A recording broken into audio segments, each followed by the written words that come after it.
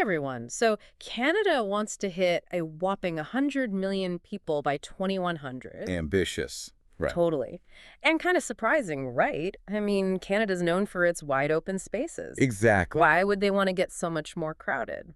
That's what we're going to try to figure out today. I think we got some pretty interesting sources to help us. Absolutely. Paige Saunders has this awesome YouTube video where she breaks down the issue. She's got a really sharp take. Yeah. And we also found some in-depth research on family structures and fertility rates. More of an academic perspective. Right. And then some insights from a marketing angle. Gotta love data, right. So we're going to unpack all of this, not just the why behind this goal, but benefits, the downsides. Yeah, how it all actually works in practice. It kind of forces us to think differently about Canada. Like we picture this huge, almost empty country. Right. But that actually impacts a lot of things. Exactly. Paige Saunders totally nailed this. What'd she say? Canada might be the second largest country in the world, but it's only 38th in population. Wow. Yeah, she even joked that you could throw a rock at a Canadian riot and not hit anyone. I love her sense of humor. Oh, and she makes this awesome comparison to that Great Stork Derby thing. The millionaire who tried to boost birth rates with that crazy will? Exactly. It's such a good illustration of how population density really matters. Totally. And it's not just theoretical, right? There are real consequences. Oh, absolutely. Think about high-speed rail. Would we have that between Montreal and Toronto if there were more people to use it? Or Edmonton and Calgary. Probably not. Yeah, it's all about economies of scale, right? Makes sense. Saunders also talked about phone plans. Oh, yeah. Everyone can relate to that. Totally. We all have them, and they're expensive. I feel that. And she points out that Canada has all these monopolies in that industry. And they get away with it because they say the market's too small for real competition. Right. If Canada had more people, companies wouldn't be able to use that excuse. More people equals more competition. Which means better prices and more choices for us. It's a win-win. But here's where things get even more interesting. Okay, I'm intrigued.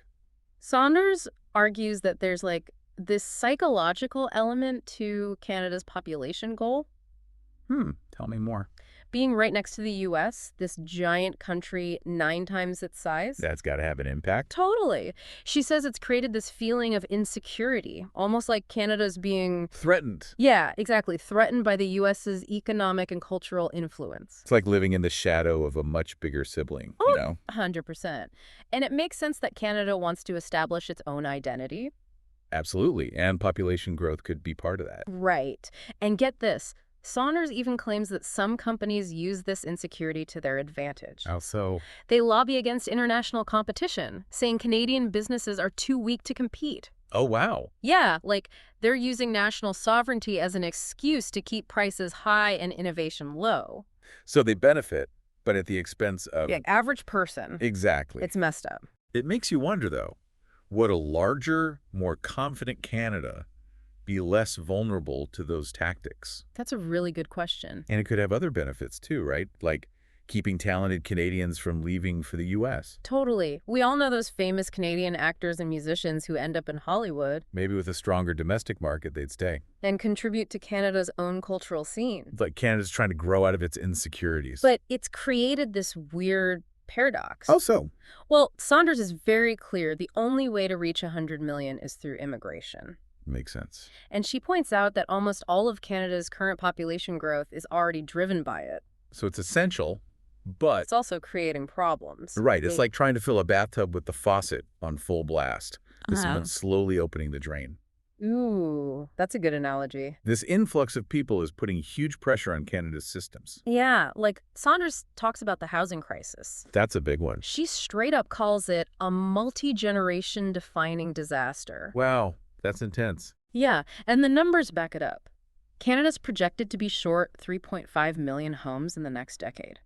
That's a crazy number. And it's visible everywhere, right? Overcrowded parks, cities feeling run down. It's a real strain. And don't even get me started on healthcare. Oh, yeah, that's a whole other issue. Saunders shared her own story. She waited 7 years for a family doctor. 7 years. And that was before this recent surge in immigration. Oof. Imagine trying to find a doctor now.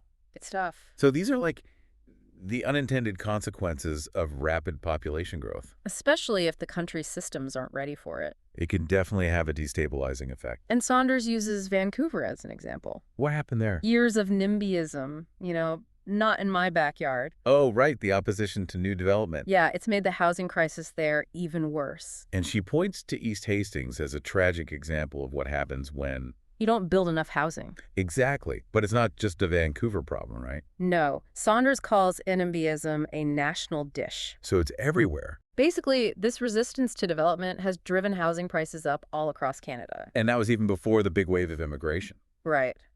But here's the thing, it seems like the crisis is so bad now that it's forcing people to change. In a good way. Yeah. Saunders highlights some recent news stories about provinces embracing denser development, Oh, that's good. and they're ending exclusionary zoning policies. It seems like Canada's finally waking up to the fact that The old way of doing things just wasn't working. it's a turning point. Yeah, but it makes you wonder if it's too little too late. Right, like, has the damage already been done? Saunders has this really powerful quote. She says things were broken, but they weren't fucking broken enough for enough middle-class people to care. Wow, that's blunt. Yeah, but it reflects the frustration a lot of people are feeling. It's like their personal experiences are finally shaping their political views. Totally. And now that the middle class is feeling the squeeze of the housing crisis and all that. It's no surprise that Saunders is seeing polls showing rising anti-immigration sentiment. Right. People are worried about affordability, about integration, about their quality of life. It creates this tension between big businesses who want cheap labor and a growing customer base And and everyday Canadians who are just trying to get by. tough situation. And it raises the question, can Canada really balance its economic goals with the concerns of its citizens? That's the big question, isn't it? Can they achieve this ambitious population target without sacrificing? The things that make Canada attractive in the first place. Exactly. Okay, so to get another perspective on all of this, let's switch gears for a minute Okay, where are we headed? to academia. We found this research paper that talks about family structures and fertility rates. Interesting. And the professor brings up this really thought-provoking idea. I'm listening. Areas in Europe with strong family ties, like in southern and eastern countries, Okay. they actually have lower fertility rates. It's counterintuitive. You'd think strong family support would lead to more children. Right. But the professor argues that relying on family can actually delay independence and family formation. So people put off starting their own families. Yeah, and some end up not having kids at all. That's interesting. It really challenges our assumptions about how family and fertility are connected. For sure. They even talk about the grandparent effect and multi-generational households as potential factors. So living with your extended family might make you less likely to start your own. It's a possibility, and it got me thinking about Canada. How so? Our family structure is changing. There's more emphasis on individualism these days. That's true. And remember, our marketing data showed that 40% of new permanent residents were already living in Canada. Before becoming permanent, yeah. So it seems like Canada's attracting people, but maybe the challenge is encouraging them to... Put down roots and have families. Exactly. So can Canada crack the code? Can they achieve this ambitious population goal while also addressing... All the challenges they're facing. You know, we've been focusing a lot on Canada, but Yeah. it's important to zoom out a bit and look at the global picture. Right, because Canada's not alone in this. Definitely not when we talk about declining birth rates. I mean, it's happening everywhere, right? Almost everywhere, yeah. We watched those TLDR news videos and, They were pretty eye-opening. yeah, like China, Japan, South Korea. A lot of European countries, too. It's like the world's population is getting older rapidly. And that has huge consequences. Oh, absolutely. Everything from economic growth to... Social safety nets, even national security. Yeah, it's a massive shift. The Kaiser Bout video made a really good point about this. Which one? They argued that, like, our whole economic system is built on the assumption of constant population growth. More consumers, more workers. More taxpayers to keep the whole thing going. Right, it's like this pyramid scheme. You need that bigger base to support the top. But what happens when the base starts shrinking? That's the scary part. And they didn't hold back. They talked about declining economic growth. Strained social safety nets, increased competition for resources. It makes you wonder, are we headed for a global game of musical chairs with fewer chairs each round? It's a bit unsettling, right? Totally, and it challenges this idea that immigration is a simple solution. Yeah, it might help in the short term, but If birth rates are falling everywhere, where are all those immigrants going to come from? it's a good point. One country's gain is another's loss. And even if Canada could attract enough immigrants, there's still the issue of integration. Right, can they absorb all those newcomers without causing friction. Social and cultural friction. It's a delicate balance. Absolutely. And it goes back to that core question about Canada. How do they grow while also staying true to what makes Canada unique? Right. And it's not just an economic issue. The TLDR news video about Europe also highlighted the political consequences. Like what? Well, as populations age, the balance of power shifts towards older voters. Who tend to be more conservative. Yeah, and that can lead to political gridlock, a resistance to new ideas. It makes you wonder if we're becoming less adaptable as a society. It's possible. And that video even suggested this demographic shift could be why it's so hard to address climate change. How so? The thinking is that older generations who won't experience the worst of the effects. Might be less motivated to make sacrifices? Exactly, it's a generational divide. That's playing out globally. And there are no easy answers. And then the Kaiserbaug video talked about this new misery affecting young people. All the anxieties about climate change, the economy. Sense of hopelessness about the future. It's heavy stuff. And how does that impact their desire to have children? It's a vicious cycle. It's like a self-fulfilling prophecy almost. Yeah. And Paige Saunders, she even questioned if Canada's famous civility can hold up under all this pressure. Can they stay nice when everyone's competing for a smaller piece of the pie? It's a real concern. It highlights the need for long-term thinking. Not just quick fixes. Speaking of long-term, a lot of the videos talked about this idea of wanted family size. Yeah, like understanding why people are having fewer children. That seems like a key piece of the puzzle. It's not just about economics. It's about all these anxieties, this new misery the Kaiserbaug video talked about. Right. It's about creating a society where people actually want to have families. Not one where they feel pressure to. And the video about Australia really brought this home. They interviewed young people who talked about The cost of childcare, the lack of support, the feeling of being squeezed. it's powerful to hear those real stories, those real struggles. And even well-intentioned policies haven't been able to reverse the trend. Like South Korea, they've spent billions on pronatalist policies. And it hasn't really made a difference. Maybe we're trying to solve the wrong problem. Maybe we need to address those deeper societal issues that are shaping people's choices. Instead of just throwing money at it. The TLDR news video used this powerful phrase, civilizational challenge. It sounds dramatic, but it really gets you thinking. Are we facing a fundamental shift in how we view family, community, even the future itself? It's a big question. But instead of focusing on the negative, let's shift gears for a bit. Okay, where to now? Let's look at some historical context. Okay. The Hoover Institution video about depopulation had some interesting insights about the U.S. Despite all its current problems, the U.S. has a history of resilience. They talked about the 1970s, a decade of economic stagnation, social unrest. A real loss of national confidence. But then the 1980s came along.